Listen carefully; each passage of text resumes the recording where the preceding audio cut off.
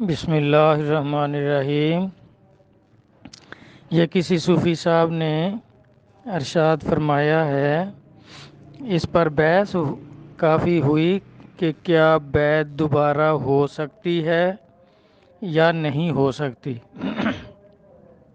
کچھ صوفیہ کرام کہہ رہے تھے کہ دوبارہ بیعت نہیں ہو سکتی، اگر پیر اجازت دے تو پھر ہو سکتی ہے، ورنہ اللہ رسول کی ناراضگی ہوگی اگر اس نے دوبارہ کسی اور سے بیعت کی۔ تو بھائی اس کو دیکھنا پہلے یہ ہے کہ کیا بیعت جو ہے یہ کوئی رواج ہے یا اس کا کوئی مقصد ہے۔ اگر تو رواج ہے تو پھر تو جیسے رواج ہوگا وہی کرنا پڑے گا۔ تو یہ بیعت ہونا یہ رواج نہیں ہے، اس کا کوئی مقصد ہے۔ تو مقصد کیا ہے؟ اس کا مقصد ہے نور ایمان حاصل کرنا، کیونکہ بیعت کا لفظی معنی ہی ہے بک جانا، کہ مرید جو ہے وہ پیر کے ہاتھ پر بک جاتا ہے جب بیعت کرتا ہے۔ تو جب بھی کوئی چیز بکتی ہے تو اس کی کوئی قیمت ہوتی ہے جو ادا کی جاتی ہے۔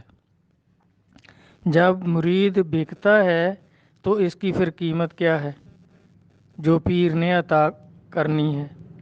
تو اس کی قیمت ہے نور ایمان، کہ آدمی کسی مرشد کامل سے بیعت کرے تو وہ نور ایمان عطا کرے۔ اگر تو نور ایمان اس کی قیمت ادا کر دی ہے تو پھر تو بیعت ہو گئی، ورنہ بیعت ہوئی ہی نہیں۔ اور اس کی پرکھ پہچان کیا ہے کہ بھی جس مقصد کے لیے کسی آدمی نے بیعت کی ہے، نور ایمان جو ہے کیا اس کو مل گیا ہے؟ اس کی کیا پرکھ پہچان ہے؟ آپ دیکھیں، نور ایمان جو ہے یہ اللہ کا نور ہے، اور قرآن پاک جو ہے وہ بھی اللہ کا کلام ہے، اللہ کا نور ہے۔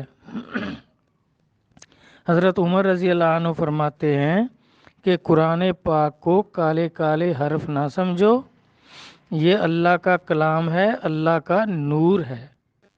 تو آپ اس نور کی کیفیت دیکھیں کہ خود نبی علیہ الصلوۃ والسلام پر جب نازل ہوتا تھا وحی کے ذریعے ایک آیت یا دو آیات یا کوئی چھوٹی صورت، تو آپ دیکھ لیں نبی علیہ الصلوۃ والسلام کے جسم مبارک پر کیا کیفیت طاری ہوتی تھی۔ وہ کیفیت وحی کی ہوتی تھی، اور اللہ کا نور تھا، وحی کلام اللہ تھا، تو اس کی وہ کیفیت تھی کہ سرکار کے جسم پہ لرزہ طاری ہو جاتا تھا۔ پہلی وحی کا دیکھیں، آپ کو بخار تک ہو گیا، اور گھر میں تشریف لائے تو آپ کو کمبل اڑا دیا گیا۔ پھر جب طبیعت ٹھیک ہوئی تو ام المومنین خدیجۃ الکبریٰ آپ کو لے گئیں ورقہ بن نوفل کے پاس، جو اس وقت کا راہب تھا، پہلے دین کا درویش تھا۔ تو انہوں نے بتایا ساری حالت سن کر کہ آپ پر وحی آئی ہے، آپ سے پہلے عیسیٰ علیہ السلام، موسیٰ علیہ السلام پر اسی طرح وحی آتی تھی، آپ گھبرائے نہیں۔ تو اس طرح دیکھیں، اب اس نور کی وہ کیفیت جو سرکار پر وارد ہوتی تھی، تو پہلی وحی سے لے کر آخری وحی تک آپ نے اس کو کھول کھول کر بیان کیا کہ جب میرے اوپر وحی آتی ہے تو میری یہ حالت ہوتی ہے۔ اور کتنے صحابہ کرام اس خیال میں رہتے تھے کہ ہمارے سامنے وحی نازل ہو، سرکار پر وحی آئے تو ہم بھی اس کیفیت کو دیکھیں، مشاہدہ کریں۔ تو اس طرح آپ دیکھیں نبوت ختم ہو گئی تو وحی بند ہو گئی۔ اب سرکار کا مقصد کیا تھا اس کو بیان کرنے کا؟ پہلی وحی سے لے کر آخری وحی تک اس کی کیفیت کو آپ بیان فرماتے رہے کہ اس طرح جب وحی آتی ہے تو میری حالت اس طرح ہوتی ہے۔ تو بیان کرنے کا مقصد کیا تھا بھی؟ اب وحی تو آنی نہیں کسی کے اوپر بھی، کیونکہ نبوت ختم ہو گئی، وحی بند ہو گئی۔ آپ کا مقصد یہ تھا کہ میرے بعد جب میری امت کے ولیوں سے نور ایمان کی خاطر بیعت کرے گی تو اس ٹائم اگر ان کی یہ حالت ہو جو میری وحی کے دوران ہوتی ہے تو وہ سمجھ لیں نور ایمان مل گیا ہے، ان کی بیعت پکی ہو گئی ہے، ورنہ اپنی تلاش جاری رکھیں۔ اسی ٹائم پیر صاحب کو کہہ دیں بھئی میرا مقصد حاصل نہیں ہوا تو آپ اپنے گھر میں اپنے گھر، تو آپ کا مقصد یہی تھا کہ نور ایمان کی جو کیفیت ہے وہ اجاگر ہو جائے امت کے اوپر، کہ جب بیعت کریں تو یہ کیفیت ہونی چاہیے۔ تو اس طرح اب جب بھی آدمی بیعت کرے تو بھائی اگر تو اس کو نور ایمان مل گیا، اس کے جسم پر وہ حالت طاری ہوئی جو سرکار پر وحی کے دوران ہوتی تھی، تو پھر تو مقصد حاصل ہو گیا، اب دوبارہ بیعت کی ضرورت نہیں رہے گی۔ جب تک یہ مقصد حاصل نہ ہو تو آدمی بار بار بیعت کر سکتا ہے، کیونکہ بیعت کرنا رواج نہیں ہے کہ ایک دفعہ بیعت کر لی چاہے نور ایمان حاصل ہوا یا نہ ہوا بس رواج پورا ہو گیا۔ بھئی یہ رواج نہیں ہے، اس کا خاص مقصد ہے نور ایمان حاصل کرنا۔ تو جب تک نور ایمان حاصل نہ ہو، اس کی پرکھ پہچان نہ ہو جائے، آدمی بار بار بیعت کر سکتا ہے۔ دیکھیں عقیدت مرید نے رکھنی ہے۔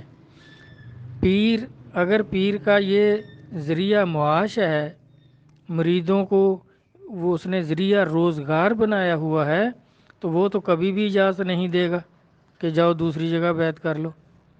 تو اگر مرید کی عقیدت ہی نہیں ہے اس سے کو کچھ نصیب نہیں ہوا، نور ایمان نصیب نہیں ہوا، تو اب وہ وہاں کیوں بیٹھا رہے؟ دیکھیں مقصد نور ایمان حاصل کرنا ہے، مقصد صرف رواج نہیں ہے کہ بھئی بیعت کرنی ہے بس بیعت کر لی ہے اب چاہے کچھ حاصل ہو نہ ہو۔ جس طرح بچے کو اسکول میں داخلہ لے کے دیتے ہیں تو اس کا مقصد تعلیم حاصل کرنا ہے، اگر وہاں تعلیم نہ ہو تو اسکول چینج کر لیتے ہیں ہم لوگ۔ اس طرح یہ کہیں بھی نہ قرآن سے ثابت ہے کہ اگر مرشد کامل نہیں ہے، اس سے نور ایمان حاصل نہیں ہوا تو وہاں بیٹھے رہو، نہ حدیث میں ہے ایسا، اور نہ ہی اولیاء کرام کی تعلیم میں ہے کہ بھی بس بیعت ہو گئے بس دوسری جگہ نہیں ہونا ادھر ہی بیٹھے رہو۔ بالکل یہ غلط ہے۔ بزرگوں سے بھی ثابت ہے کہ انہوں نے کئی جگہ بیعت کی ہے، کئی پیر و مرشد جو ہیں وہ اختیار کیے ہیں، جہاں جا کے مقصد حاصل ہو گیا تو وہاں انہوں نے پھر پکے ہو گئے کہ بھی اب مقصد حاصل ہو گیا۔ جب نور ایمان نصیب ہوگا تو آدمی سمجھے طریقت اور تصوف کے راستے پہ گامزن ہو گیا، اب اس کو اللہ کی معرفت انشاءاللہ ضرور ہوگی۔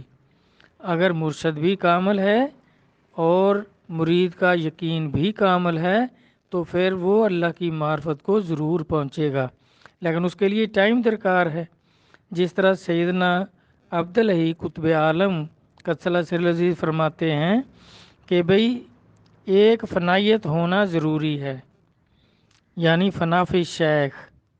اگر مرید کو مرشد کامل سے مرید ہو کر اتنا ٹائم مل گیا کہ وہ فنا فی شیخ ہو گیا ہے تو پھر باقی دو فنائیت جو ہیں فنا فی رسول اور فنا فی اللہ، اگر مرید فوت ہو گیا تو وہ عالم برزخ میں بھی طے ہو جائیں گی۔ جب وہ حشر میں اٹھے گا تو وہ فنا فی اللہ ہو چکا ہوگا، اس کا مقصد پورا ہو گیا ہوگا۔ اگر یہ فنا فی شیخ بھی نہیں ہوا، بے شک مرشد کامل تھے، تو پھر بھی دوبارہ اس کو بیعت کر لینی چاہیے۔ کیوں؟ مقصد حاصل نہیں ہوا، اللہ کی معرفت نصیب نہیں ہوئی، طریقت اور تصوف اور اللہ کی ذات کی سمجھ نہیں آئی۔ تو اس طرح کئی لوگ وہ تو منع کرتے ہیں نا، کیونکہ انہوں نے اس کو ذریعہ معاش بنایا ہوا ہوتا ہے کہ میں نہیں اجازت دوں گا، بلکہ کہتے ہیں میں نے طلاق نہیں دینی۔ بھی طلاق کس بات کی؟ عقیدت مرید نے رکھنی ہے، اگر اس کی عقیدت نہیں ہے تو جان چھوٹی، اب اس کو کچھ بھی دیکھنے سوچنے کی ضرورت نہیں ہے، وہ دوسری جگہ بیعت کر سکتا ہے۔ اس طرح دیکھیں تو نبی علیہ الصلوۃ والسلام سے دیکھیں یہ توبہ کی بیعت جو صحابہ نے کی، عورتوں کے لیے بھی حکم آیا کہ بیعت کر لیں۔ اللہ تعالی نے فرمایا کہ عورتیں جب آئیں آپ کے پاس تو ان کو بھی بیعت کیا کرو اور ان کے لیے دعا کیا کرو، اور وہی خطبہ سرکار کے لیے قرآن پاک میں درج ہے کہ جس طرح توبہ کا خطبہ اب پڑھاتے ہیں پیر لوگ، وہی خطبہ سرکار پڑھاتے تھے۔ اور دیکھیں سرکار تو کاملین کے بھی سردار ہیں، نبیوں کے بھی سردار ہیں۔ آپ سے صحابہ کرام نے بیعت کی، تو اب اس کے بعد دیکھیں سرکار کے وصال پاک کے بعد انہی صحابہ نے صدیق اکبر رضی اللہ عنہ سے بھی بیعت کی، اور صدیق اکبر رضی اللہ عنہ کے وصال کے بعد حضرت عمر رضی اللہ عنہ کے ہاتھ پہ، اسی طرح چاروں خلفاء کے ہاتھ پر صحابہ بیعت کرتے رہے۔ اب اس کا مطلب کیا تھا بھائی؟ حالانکہ صحابہ کرام کو تو بخشش کی بشارتیں آ چکی تھیں، ان کے مراتب طے ہو چکے تھے، سب کچھ ہو گیا تھا، ان کو تو اب ضرورت نہیں تھی، پھر بھی وہ بیعت کرتے رہے۔ کیوں کرتے رہے؟ کہ ان کو ضرورت نہیں تھی، لیکن بعد میں اس امر کی امت کو ضرورت تھی۔ جس طرح آج یہ سوال ہے کہ کیا دوبارہ بیعت ہو سکتی ہے، تو پھر ہمارے پاس کوئی مثال نہ ہوتی کہ بھی دوبارہ بیعت کیسے کرنی ہے، کیوں کرنی ہے۔ تو وہ دیکھیں اب مرشد بھی کامل ہیں، ان کے مراتب بھی طے ہو چکے ہیں، انہوں نے امت کے لیے دوبارہ بیعت کی تاکہ مثال قائم ہو جائے۔ کیونکہ آج کل تو بھائی مرشد کامل بہت مشکل ہے، جگہ جگہ دکانداریاں ہیں، پیر لوگ جو ہیں انہوں نے یہ روزگار کا ذریعہ بنایا ہوا ہے، نہ پیر کو سمجھ ہے تو مرید کو کیا سمجھ آئے گی؟ طریقت اور تصوف کے نام تک سے واقف نہیں ہیں کتنے لوگ ہیں، جدی پشتی پیر ہیں، تو وہ اس کا مقصد ہی نہیں سمجھتے، اور نور ایمان کے تو نام تک سے واقف نہیں ہیں۔ تو اس طرح بھائی جب یہ نعمت ہی نصیب نہیں ہے تو پھر تو لازمی ہے، فرض ہے کہ بھائی وہ بیعت کرے، کیونکہ نبی پاک صلی اللہ علیہ وسلم نے فرمایا ہے نا کہ جس نے کسی سے بیعت نہ کی، مشکوٰۃ شریف میں یہ حدیث پاک موجود ہے، تو وہ جہالت کی موت مرے گا۔ اور صحابہ نے بھی جب بیعت کی ہے تو دیکھیں سورۃ فتح میں آپ صحابہ بیعت کر رہے ہیں تو بشارت آ رہی ہے کہ رضی اللہ عنہ و رضوا عنہ، کہ اے نبی جن لوگوں نے تیرے ہاتھ پہ بیعت کی ہے درخت کے نیچے، تو میں ان سے راضی ہو گیا ہوں، ان کو بخشش کی بشارت دے دو۔ تو بیعت جو ہے یہ ذریعہ نجات ہے، لیکن اس کے لیے پیر کامل ہونا بھی ضروری ہے۔ کئی لوگ کہہ دیتے ہیں کہ جی یقین کامل ہوتا ہے، پیر کامل کی ضرورت نہیں ہے۔ بھائی یہ بالکل غلط ہے۔ آپ دیکھیں سرکار سے ہی دیکھ لیں، نبی علیہ الصلوۃ والسلام تو نبیوں کے سردار ہیں، آپ کے تو کامل ہونے میں کسی کو اگر شک ہے تو وہ مسلمان ہی نہیں ہے۔ اب وہ تو کامل تھے، لیکن جو منافق تھے ان کے یقین کامل نہیں تھے، ان کے یقین کامل نہیں تھے، تو کیا وہ کامیاب ہو گئے؟ کیا ان کو اللہ کی معرفت ہو گئی؟ وہ منافق ہی رہے، جہنم کا ایندھن بنے۔ تو صحابہ کرام کا یقین کامل تھا اور نبی علیہ الصلوۃ والسلام کامل تھے، تو زمین پر ہی ان کے لیے بخشش کی اور اللہ کی رضا کی بشارتیں نازل ہو گئیں۔ اس طرح آج کل بھی دیکھ لیں، کئی لوگ جو ہیں وہ نشئی پیروں سے، بد اخلاق بدتمیز پیروں سے جو گالیاں دیتے ہیں، ڈنڈے مارتے ہیں، ان سے مرید ہوتے ہیں، اور بہت لوگ ہوتے ہیں ان سے مرید۔ تو اب ان کے دیکھیں وہ مریدوں کا تو یقین تو کامل ہے، لیکن وہ پیر کامل نہیں ہے، تو اب کتنے کے لوگ ان میں ولی ہو گئے؟ سب وہی نشئی چانڈو چرسو وغیرہ، تو ان کو تو ایمان بھی نصیب نہیں ہوتا، جہنم کا ایندھن بنتے ہیں۔ اور اولیاء کرام جیسے خواجہ غریب نواز قدس اللہ سر العزیز، غوث اعظم قدس اللہ سر العزیز، اسی طرح بابا فرید گنج شکر، جتنے بھی یہ کاملین بزرگ ہوئے ہیں، چشتیہ قادریہ بزرگ، تو آپ دیکھیں وہ کاملین سے تھے، ان کے جو مرید جن کا یقین کامل تھا تو وہ دیکھیں ولایت کو پہنچے ہیں۔ اب یہ سارے لوگ جو ہیں، یہ جتنے بھی بڑے بڑے یہ بزرگ نظر آ رہے ہیں، یہ سب مرید ہی ہیں، مرید ہوئے کامل مرشد سے، اور یقین کے ساتھ چلتے رہے تو کامیاب ہو گئے۔ اللہ تبارک تعالیٰ نے ان کو کتنے مراتب عطا فرمائے اور اپنی معرفت عطا فرمائی، اپنا قرب عطا فرمایا۔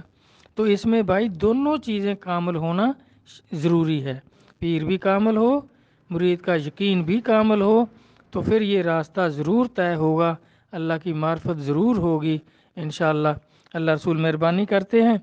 آپ بار بار دیکھیں، پھر یہ باہو سلطان صاحب کو دیکھ لیں، یہ بھی پہلے بغداد شریف میں 12 سال ایک پیر صاحب سے مرید رہے، لیکن آپ کا جو راہ سلوک تھا وہ طے نہیں ہوا۔ تو انہوں نے بھی، ان کی نا ایک مشہور کرامت تھی کہ ان کے آستانہ عالیہ پہ ایک ڈرم گرم پانی کا رکھا رہتا تھا، تو اس میں لوگ ہاتھ ڈالتے تھے اور جو مانگتے تھے، جو بھی مراد مانگتے تھے ان کی پوری ہو جاتی تھی۔